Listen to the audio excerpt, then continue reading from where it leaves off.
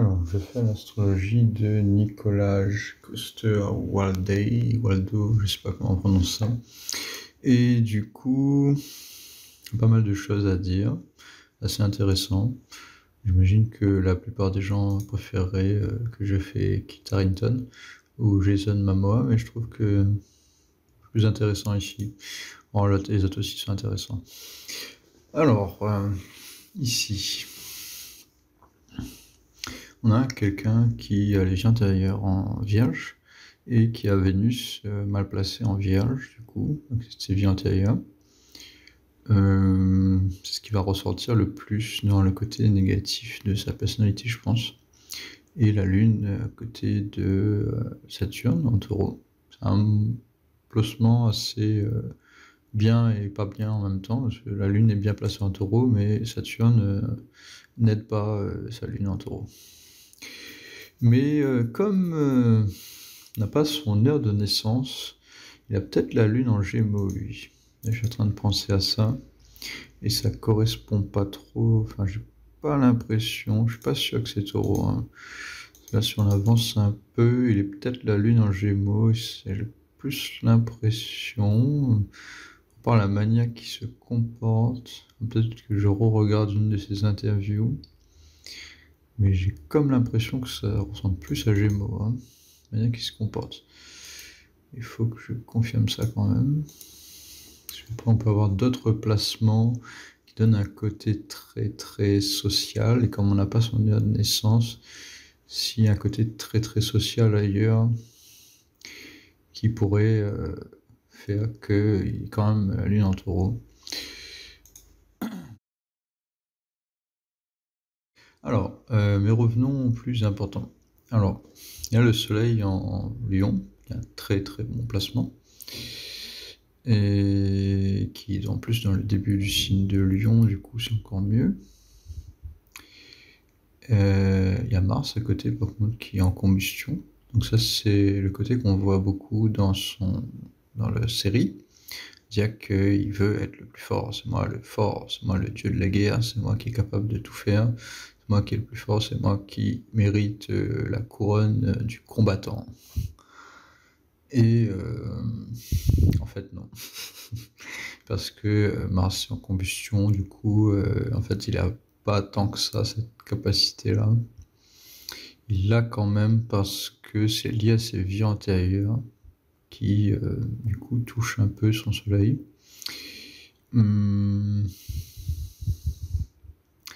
Parce que ici, ouais, il y a un lien entre son soleil et le point d'éclipse. Du coup, son soleil est partiellement éclipsé par le point d'éclipse.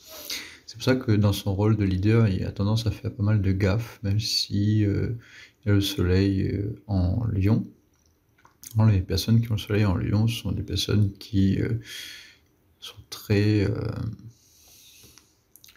droits dans la manière d'être, qui essayent de combattre, qui vont choisir généralement le camp du bien, qui vont avoir des difficultés à faire des choses qui sont considérées comme le mauvais côté des choses, on va dire, le côté dark, le côté je fais n'importe quoi, je tue des gens, ou je choisis la mauvaise chose, en gros.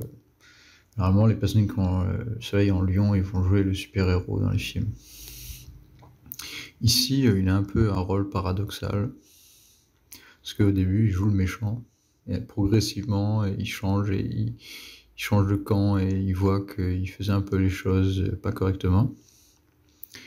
Et le fait qu'il joue un peu le méchant au début, même si c'est pas totalement le méchant, c'est en partie dû à son Mars qui est très agressif, parce qu'il est en combustion, et du coup, la personne veut être le meilleur quoi qu'il en coûte, et du coup, va faire pas mal d'erreurs, il va faire mal aux gens en passant, parce qu'il veut être le meilleur, il veut être considéré comme le meilleur dans tous les points de vue.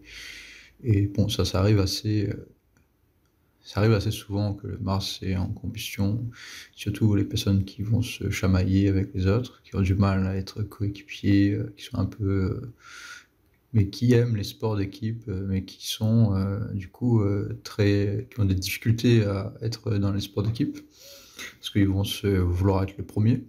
On a souvent des footballeurs, par exemple, moi j'ai remarqué pas mal de placements chez ces footballeurs qui se la jouent solo et qui veulent marquer les buts en attaquant sans faire la passe, alors qu'ils auraient pu faire la passe, ou ce genre de choses-là. Et des personnes qui aiment faire leur beau gosse, ou aiment être sur le podium, alors que c'est pas forcément eux qui ont fait le boulot, ou tout le boulot. Et du coup, il y a aussi Mercure qui gêne Mars. Mercure a tendance à dégrader les performances de Mars. Les personnes vont se mettre à penser au lieu d'agir. Et voilà plus ou moins pour ce placement de Lion. Après, le fait qu'il a ses vies antérieures à côté de Vénus, qui est mal placé, ça lui donne quelqu'un qui n'a pas beaucoup de respect pour les autres, qui n'arrive pas à respecter les autres, qui n'a pas beaucoup de diplomatie, qui est cru dans sa manière de faire. Le fait qu'il a des relations sexuelles avec sa sœur dans la série, ça vient de là, à mon avis. Celui-là, la Vénus représente dans l'astrologie d'un homme la femme qu'il a. Et le fait qu'il a Vénus mal placée, ça veut dire qu'il a du mal à faire des bons choix en matière de femmes et qui attire généralement des femmes qui sont crues, qui sont des personnes difficiles à vivre ou des personnes qui ont des hystéries, enfin on connaît sur C plus ou moins. C'est des personnes qui sont pas très stables et qui font un peu n'importe quoi. Et du coup, sa femme est représentée par la personne, enfin, par Vénus en Vierge, du coup, quelqu'un qui a du mal avec elle-même. Mais lui, Vénus en lui-même, dans sa personnalité, ça va être représenté par quelqu'un qui ne respecte pas, qui ne se respecte pas, et qui ne respecte pas les autres, et qui a du mal à prendre des bonnes décisions en amour et en diplomatie, qui va être cru, qui va avoir du mal à respecter les autres. Et du coup, là, on a un placement qui est assez difficile d'un point de vue social et dans la vie en général. C'est-à-dire que d'un point de vue social, on a Mars qui est agressif, et un Vénus qui n'arrive pas à apaiser. Mars, c'est la capacité d'action. Quand on fait une action, souvent il peut y avoir des blessures, on va agir, on va être actif. Par exemple, on fait de la voiture, et on fait un accident, et il y a un blessé. Par exemple, on parle trop fort, et on fait mal aux oreilles aux autres. Ou on n'est pas diplomate du coup, on attaque. Mars, c'est l'attaque. Et après avoir attaqué, il faut un peu de diplomatie, dire pardon, excuse-moi, j'ai peut-être parlé un peu trop fort, j'ai peut-être accéléré trop fort dans le virage, et bon, j'ai fait un accident, et du coup maintenant je vais récupérer à l'hôpital.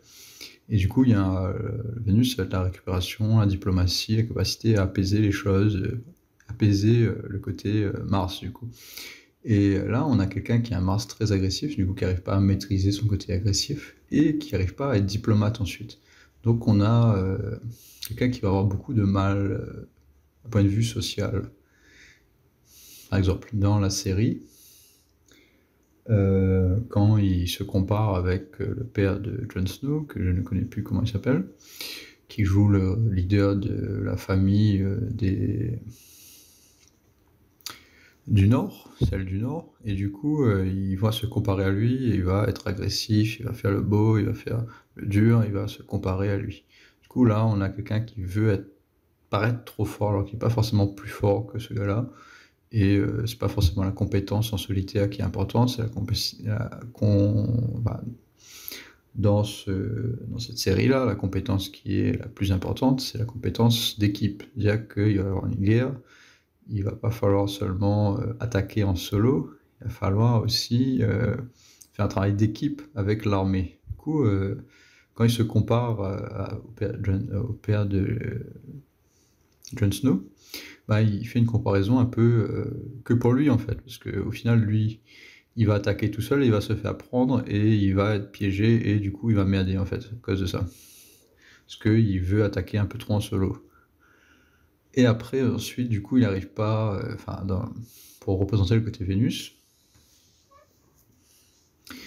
il n'arrive pas à être diplomate, du coup, à s'excuser, peut-être qu'il a été un peu trop agressif, à se faire des amis, du coup, peut-être dans l'autre camp, ou s'excuser. Du coup, peut-être que personne qui a un Vénus bien placé, qui a un Mars agressif, à peut-être se rendre compte, dire merde, peut-être j'ai un peu exagéré là, excuse-moi, j'ai perdu le contrôle là, excuse-moi ce que j'ai dit tout à l'heure, c'est quand même un bon guerrier et que tu as fait des bonnes choses dans ta vie, moi aussi, enfin voilà quoi, il y a une sorte de diplomatie qui fait que Vénus va aider Mars qui est en combustion. Mais quand les deux sont mal placés, ce qui est le cas chez lui, on a des personnes qui sont souvent très mal vues parce qu'ils n'arrivent pas à gérer le côté agressif et le côté diplomatie ensuite. Du coup, c'est un peu un éléphant qui rentre dans une salle de porcelaine, exemple, et qui casse tout et qui ensuite ne peut rien faire pour réparer ce qu'il a cassé. Et du coup, voilà pour un de ces placements qui apparaît souvent. Enfin, souvent, les personnes qui ont un lion, pas forcément le côté Mars du coup, mais pour les personnes qui ont un soleil en lion, souvent, Vénus va être en vierge. Parce que Vénus est souvent à côté de soleil. Donc Vénus, en général, il va être soit en lion, soit en cancer, soit en vierge. Après, il peut être aussi en balance. Donc là, c'est un bon placement, mais c'est plus rare. Ou Gémeaux. Là aussi, c'est plus ou moins un bon placement. Parce que Vénus va rarement être très loin du Soleil, il reste à côté, et du coup souvent ça va tomber en Vierge, en Lion ou en Cancer. Donc souvent les personnes qui ont un Soleil en Lion, assez souvent il va y avoir un Vénus en Vierge ici. Qui va être du coup très difficile parce que Soleil en Lion en général ça donne aussi un côté très fort, un côté, pas forcément, un côté respect par contre, là, du coup, mais qui peut paraître un peu narcissique du coup parce que la personne a Vénus en Vierge. On considère que le signe de Lion, ça donne un côté narcissique. Pas forcément le cas, surtout si Vénus est en balance.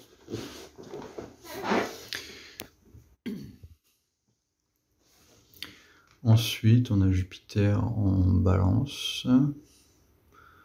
Et du coup, on a peut-être ces trois planètes qui interagissent ensemble, mais on n'est pas sûr parce que on n'a pas l'heure de naissance. Et là, c'est difficulté dans le signe de Poisson. C'est quelqu'un qui a peut-être du mal à se reposer ou à se laisser aller, qui a plus travaillé sans cesse, c'est le côté vierge, mais ça va être psychologique du coup parce qu'on ne sait pas quelle heure de naissance, quelle est son heure de naissance. Du coup, je ne vais pas m'aventurer trop là-dedans de peur de faire des erreurs par rapport au fait que je ne sais pas son heure de naissance. Après, les côtés les plus apparents chez lui, c'est vraiment ce côté lion là. Et du coup, le fait qu'au final, il arrive à retrouver le camp du bien en quelque sorte dans la série, c'est grâce à ce soleil en lion.